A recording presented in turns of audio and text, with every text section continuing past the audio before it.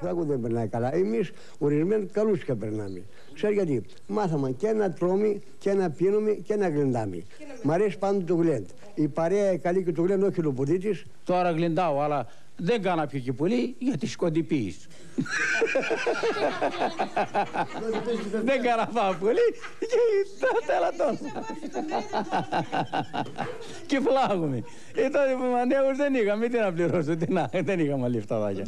Έτσι παρέες εδώ στα καφενεία, σε οικογενειακά γλέντια, σε γιορτές. Μαζευόμαστε και σε οικογενειακά γλέντια και σε καφενεία. Τραγουδάμε, τα σκεδάζουμε όπως ακριβώς μας βγήκε απόψε. Πιει τσιπουράκι, γλυντάκι με την παρέα εδώ και τα βουλεύουμε. Τι έκανα.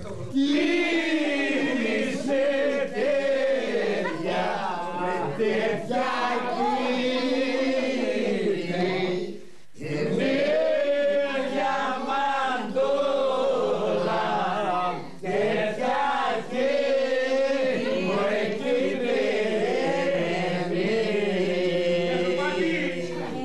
Παρέες να βλέπω να γλεντάνε μ' αρέσουν.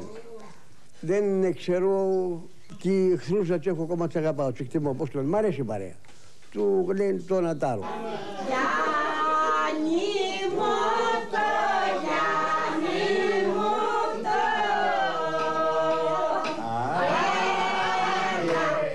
Εδώ στο χωριό συνήθως εμείς κάνουμε, πώς το λένε δηλαδή, αυτοδιασκέδαση.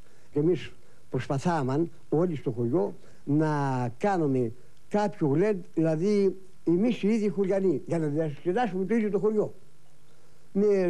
Τραγουδάμε, κάναμε γενικό χορό με το στόμα. Τραγουδάμε τα συνηθισμένα τραγούδια με το στόμα.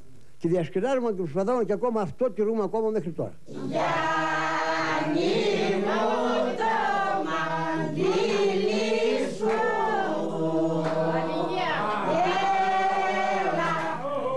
Yes.